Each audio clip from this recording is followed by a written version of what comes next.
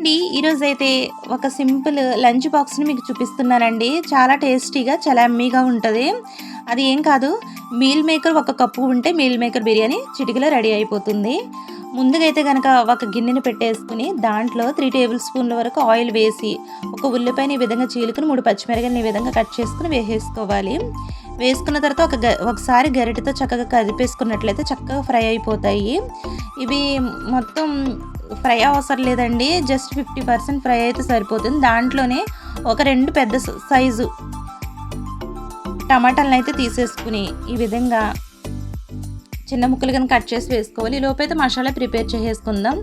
నేను చూపించిన ఇంగ్రీడియెంట్స్ అన్నీ మిక్సీలో వేసి బరకగా మిక్సీ వేసుకోవాలి.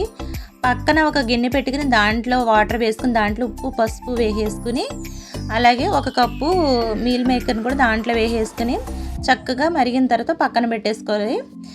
ఈ లోపు అయితే కనుక ఇవి చక్కగా వేగిపోయినాయి కదా! ఈ వేగిపోయిన తర్వాత దీంట్లోనే ఒక్క 2 బిర్యానీ ఆకుల్ని కూడా వేసుకున్న తర్వాత ఈ పక్కన పెట్టిన మీల్ మేకర్ అయితే గనక చల్లారిపోయి ఉంటది. దాన్నైతే గనక చక్కగా వాటర్ లేకుండా పిండేసుకొని పక్కన పెట్టేసుకోవాలి.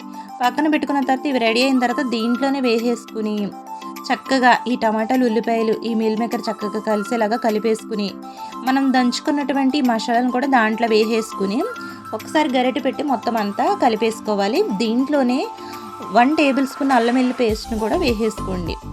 నేను ఒక గ్లాస్ రైస్‌కి చేస్తున్నాను కాబట్టి 1 టేబుల్ స్పూన్ అల్లం వెల్లుల్లి పేస్ట్ సరిపోతుంది. మూత పెట్టేసిన తర్వాత మూత తీస్తే చక్కగా కొంచెం లైట్‌గా వాటర్ వస్తూ ఉంటాయి. దాంట్లో కొంచెం పుదీనా ఆకు అలాగే కొంచెం కస్తూరి మేతి కూడా వేసేసుకుని ఒకసారి గరిటె పెట్టి తిప్పేసుకుని చక్కగా మూత పెట్టి అలా పక్కన పెట్టేసుకోండి. తర్వాత దీంట్లోనే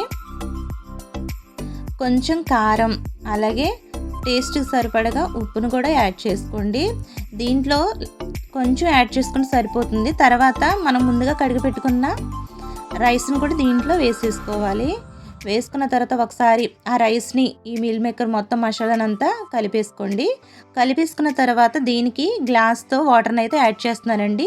నేను ఒక గ్లాస్ రైస్‌ని అయితే తీసుకున్నాను. ఆ గ్లాస్‌కి 2 గ్లాసులు వాటర్‌ని అయితే వేసేసి టేస్ట్‌కి సరిపడగా సాల్ట్‌ని మరొకసారి చెక్ చేసుకొని వేసేసుకోండి. వేసేసుకున్న తర్వాత ఒక్క 5 మినిట్స్ కుక్ చేసుకున్నట్లయితే సూపర్‌గా రెడీ అయిపోతుందండి. మీరు కూడా ట్రై చేయండి. నచ్చితే లైక్ చేయండి, షేర్ చేయండి. Thank you.